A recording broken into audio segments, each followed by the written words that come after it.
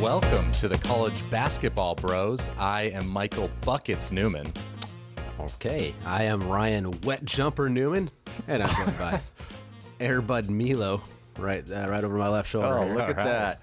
Yeah, and I'm just chilling on the pillow. Trey from way downtown Newman. All right, so we've got 4 big questions to get to this episode. Of course, all about the 2021 College Basketball Tournament. You can see those questions on the screen, so you can feel free to skip ahead if there's one that tickles your fancy. I don't know why I said that, but let's get into the first question, Trey. Yes. Which team seeded 1 through 4 is in the most danger of losing in the first round? Yeah, there's some definitely some good choices here. I'm going to go on a little more bold. I'm going to say Arkansas could be in danger here. They play Colgate, the Colgate Raiders. Colgate's a good team, man. They only lost 1 game this year.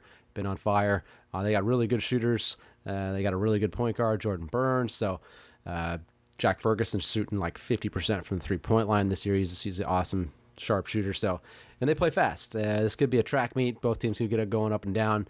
Could get a little loosey. That could maybe favor a team that shoots really well and maybe able to surprise the Razorbacks.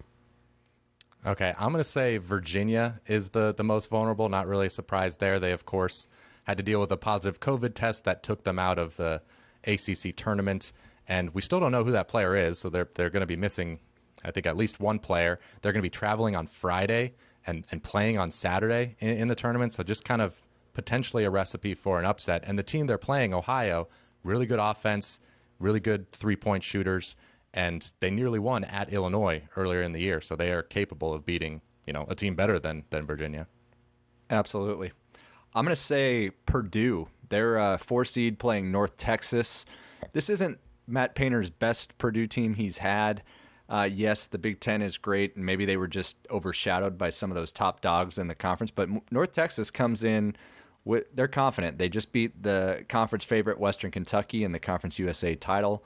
So they're rolling, and that could be a potential upset over Purdue. All right, quick note before we get to our next question here. If you haven't watched us before, we are typically a college football show, so be sure to subscribe if you enjoy college football. All year round, we've got at least 1 episode per week looking ahead to 2021. So also, if you want to join our ESPN bracket pool, we put the link to that in the description below. So check that out. And Ryan, what's our next question? All right, next one we got. Which double-digit seed has the best chance to reach the Elite Eight? And I'll say it's at least a double-digit. Could be a triple.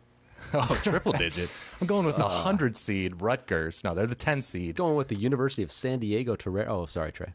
Wow. Didn't make it. No, Rutgers in the Midwest region. They are quadruple. They are one of 2 double-digit seeds that are actually favored in round 1. So they're favored 1.5 over Clemson. So I think they could get by them. They'd play Houston in the next round, which is tough. But the reason I'm taking them is their potential Sweet 16 matchup to get to the Elite Eight might be against the 3 seed West Virginia, who I think is, of the 3 seeds, the weakest in the tournament. I'd agree. I'm going to say Syracuse. They've started playing much better the last month. Boeheim's son has been shooting the rock well.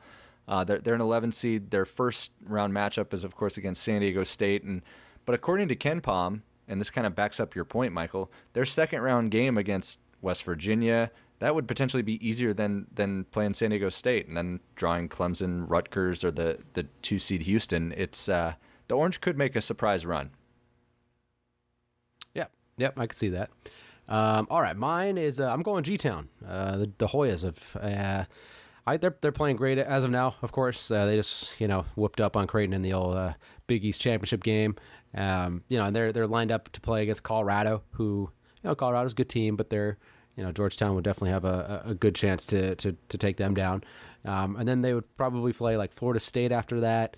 And the main reason why I like it is because in the Sweet 16 matchup they'd play Michigan, who is would be the weakest of the number 1 seeds just because of their injury to Isaiah Livers, one of their best players, won't be playing. So that's a huge loss for them. They're not the same. I mean, they're still going to be good, but they're not the same team that they were all year with him. So I would have to go with G-Town. All right, let's get to some more sleepers here. Which 4 seed or lower is most likely to reach the Final Four? I wanted to go a little bold here. I'm going to go with UConn. They're a 7 seed, but playing much better at the end of the year. Their stud, James Bouknight, he's back healthy. He missed about 8 games this season.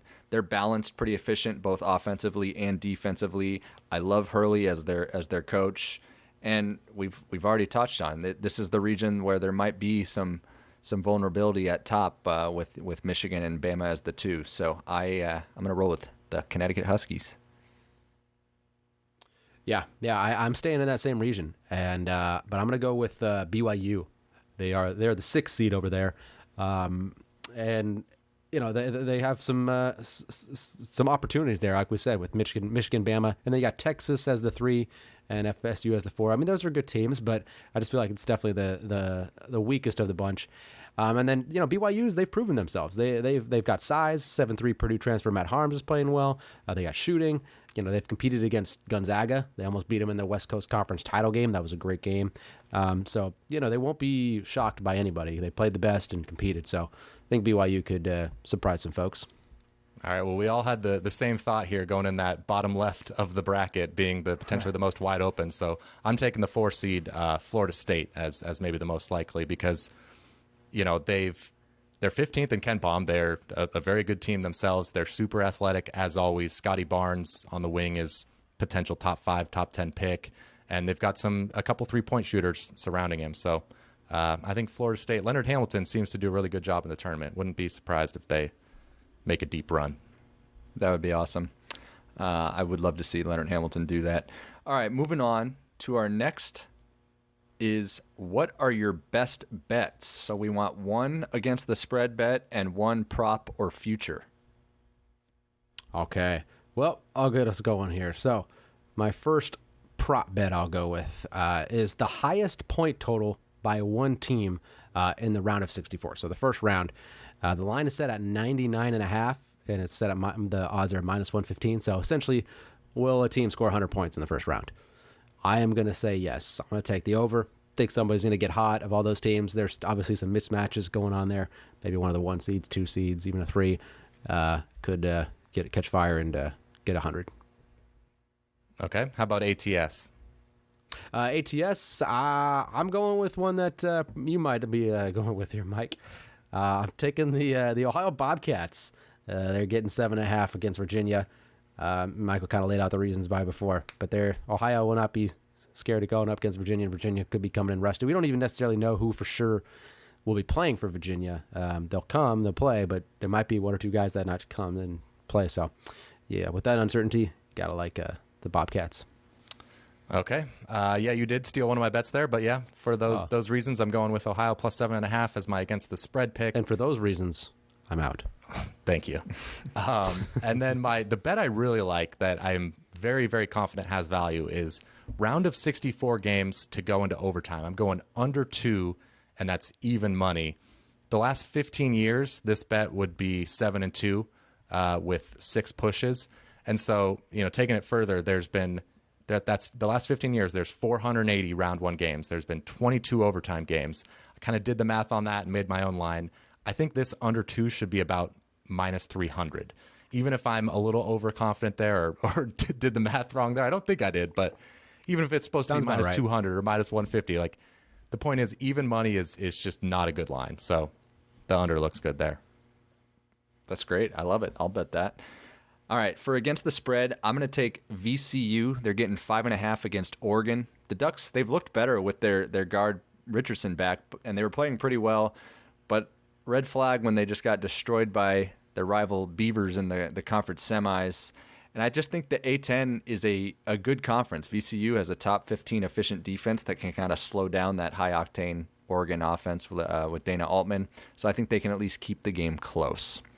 And then this is not my actual prop, but there's a prop out there. Will Jim Boeheim pick his nose on camera during round 1?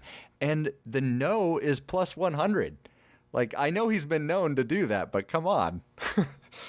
Yeah, there's not a 50-50 chance. There's got to be lower than 50-50. So bizarre. He gets shown on camera doing that. Especially I thought that he's going to be wearing the mask most of the time, you would hope. Yeah, I thought that was funny. But seriously, There's a prop. Will a Big Ten team win the tournament? And the yes is plus 110. And I'm going to take that just because the way I look at it is I'm going to get 4 teams in the top 7 of the main metrics. You got Ken Palm, Sagarin, and they're all 4 of those are in different regions. So I'm going to have some more opportunities. And, Illinois is playing the best of anyone, maybe outside of Gonzaga, maybe on par with Gonzaga. So I'm going to take a Big Ten team to win the title, plus 110. I like that one.